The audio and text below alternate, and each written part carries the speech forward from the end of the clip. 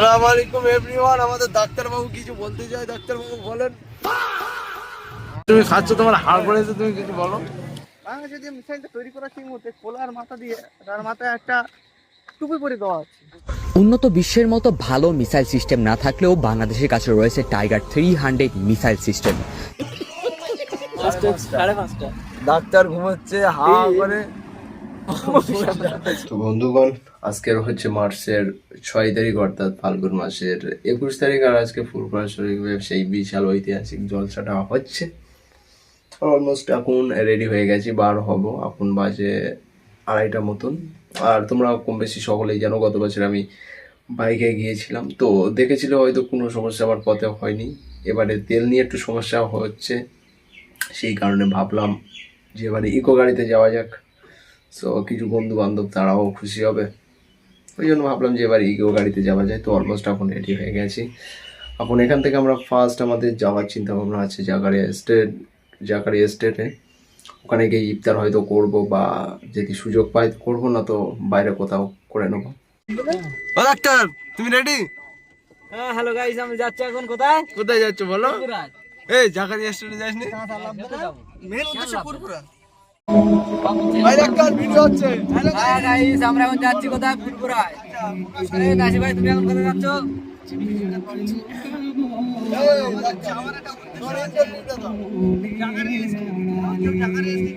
Driver মোটামুটি location নাম্বারতে বেটিয়ে তুমি Zakaria seat চেনো? এই মালটা পূর্বাচলে যাওয়ার জন্য আসেনি, অনলি জাকারিয়া সিট যাওয়ার জন্য।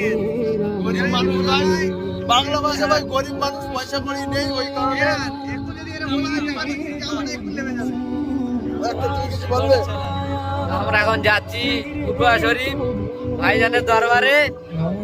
এখন আমরা এখন জীবনতলা পাহাড়ে যাচ্ছি, মেয়েতলার কাছাকাছি।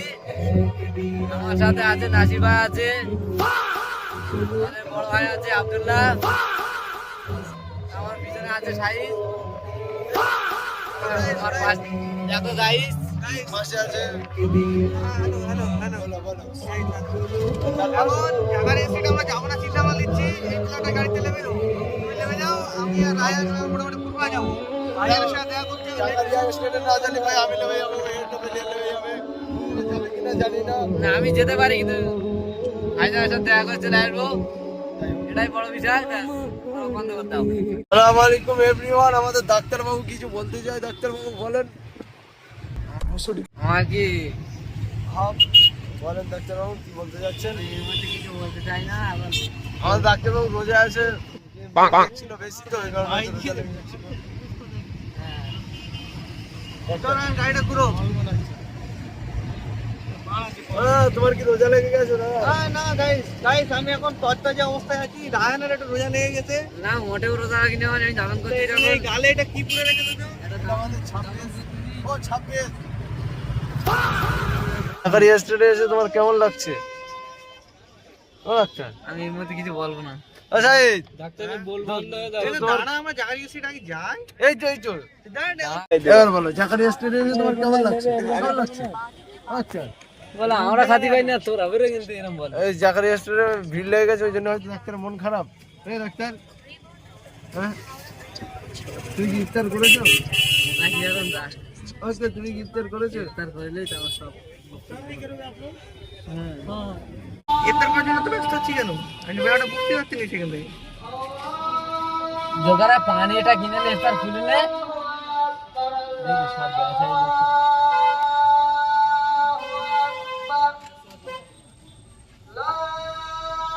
এখানে একদিন একদিন করে বন্ধু যাবে। হ্যাঁ, বোঝে না। এই তুমি বোঝো না? নতুন নাকি নতুন? এই যে আমরা এখন ইফতার খুঁজতে পারছি না, এখানে ডিম খাচ্ছিল। কি কি ডিম খাচ্ছে? হাঁসের, মুরগি, গরু, ছাগল। এই যে ছাগলের ডিম খাচ্ছে, দেখি কি সব মানুষটা কি জানি এরা। কি তুমি এই জন্য আসছো নাকি? ও কবরস্থানে যায় আর ইফতারের সময় ইফতার দিয়েছে। কে ওদিকে ইফতার করিলে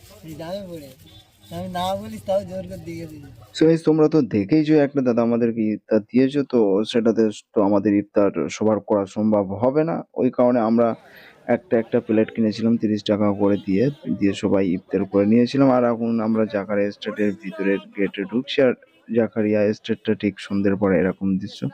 আই থিঙ্ক তোমরা দেখেছো, ফোনে ভিডিও করে তো অনেকেই দেখেছো হয়তো, বা অনেক ভিডিওতে তোমরা দেখেছো। তো আবার একবার দেখে নাও।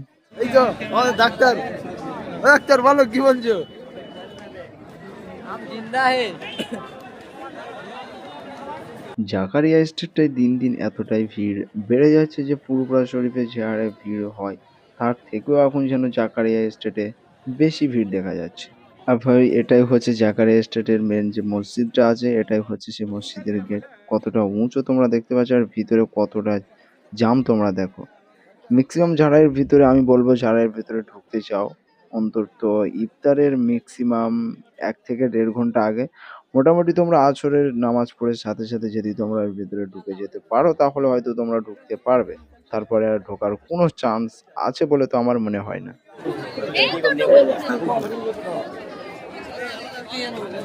ও সাইদা কি বলবে? সাইদা বলো ডাক্তার, ও doctor. Hello guys, how are you? এইভাবে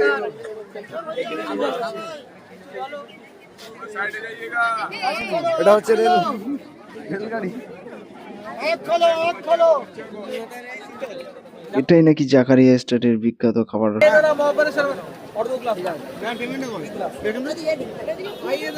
খাতে খাতে বার হয়ে যাবে। লালে লাল। তো গাইস আমাদের মেন গন্তব্যস্থল যেহেতু ফুরফুরা শরীফ ছিল, তো সেই কারণে জাকারিয়া এস্টেটে হালকা করে ইফতার করে এবার এখান থেকে আমরা বার হয়ে গেছি। এই যে আমরা দেখতে পাচ্ছি যে পিছনে আমাদের সব যা গাড়ি আছে দেখতে পাচ্ছি সবই গাড়ি নতুন। এই গাড়ি কি পূর্ণ হয় না? তুমি যে বাইকটা কিনেছো শুধু সেটা পূর্ণ হয়ে গেছে? আমি যে গাড়িটা কিনছি কিছুদিন পরে দেখছি পূর্ণ হয়ে যাচ্ছে। কলকাতায় দেখছি সব গাড়ি নতুন।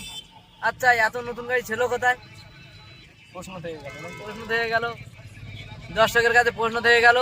তো গাইস আমাদের ডাক্তারবাবু যেহেতু পাবলিকদের কাছে বা তোমাদের কাছে বা অডিয়েন্সদের কাছে প্রশ্ন রেখে দিয়েছে, তো সেই প্রশ্নটার অ্যান্সার যদি কেউ জেনে থাকো তাহলে অবশ্যই কমেন্টে দিয়ে যাও। আর এখন আমরা হুগলিয়াতে আছি। সরি ভাই, হয়তো মিস্টেক হয়ে যাচ্ছে কেন জানি না। আর এখন আমরা হুগলি ওভারটেক করছি, আর হুগলির ব্রিজের এক সাইডে লাইট বন্ধ, সেই কারণে আমাদের ডাক্তারবাবুর অভিযোগ আছে।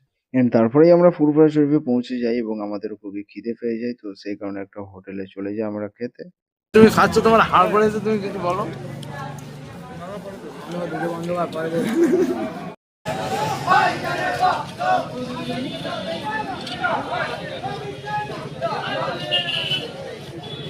বলো বাংলাদেশের মিসাইলটার কথা বলো ডাক্তার। ও ডাক্তার, বাংলাদেশের মিসাইলটার কথা বলো তুমি। বাংলাদেশে যে মিসাইলটা তৈরি করা সেই মুহূর্তে পোলার মাথা দিয়ে তার মাথায় একটা টুপি পরে দেওয়া আছে, ঠিক আছে? সেই টুপি গিয়ে পড়ছে কোথায়? ইসরায়েলে। ওরা এডিটিং এর মাধ্যমে, এডিটিং শিখতে গেলে আমাদের ওই একা যেতে হবে। ভাই রাস্তাটা দেখে রাখিস। হ্যাঁ সেই ঘটগুলোর কাছে দিয়ে দে। রাস্তা ঠিক আছে। এডিটিং এর মাধ্যমে ওরা দেখতে গোলা পাচ্ছ গাছের যে তোমার মিসাইলটা, মুখ ফ্রেমের বাইরে চলে যাচ্ছে। একদম পুরো অরিজিনাল ও ডাক্তার। মিসাইল। হ্যাঁ, তুমি মুখ চেপে আমাদের আছো। কাছে কেন? তো মুখ চেপে আয়, অদূর আলো যাবে, স্ক্রিন আলো। তো গাইস তারপর ফুরফুরা শরীফের দাদা হুজুরের কবর জিয়ারত করে আমরা নলেজ সিটির দিকে আসি এবং এখানে আসতে আমাদের প্রায় রাত 1:30 কিংবা 2 নাগাদ বেজে যায়। সেখানে এত কুয়াশা, তোমরা বুঝতে পারছো কিরকম কুয়াশা, ঠিক মতন ভালোভাবে বোঝা যাচ্ছে না। চেয়ারের অবস্থাও খুব একটা ভালো নয়, যেহেতু রাত অনেক হয়ে গেছে, ঘুম পাচ্ছে আর কুয়াশা পুরো ভরে গেছে। আর আস্তে আস্তে একটা কেস ঘটে গেছে। আমার মাথায় ছিল টুপি, তো টুপিটা কোথায় পড়ে গেছে আমি জানি না। हम लोग आया था फुरफुरा में, এখন বাজে কোটা 26, এখন বাজে কোটা। ফোনের এটা একটু দেখাও।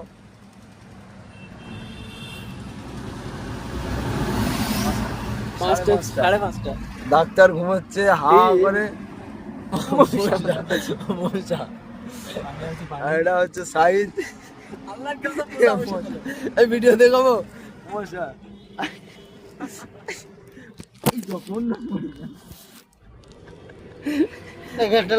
আব্দুল ঘুমাচ্ছিল।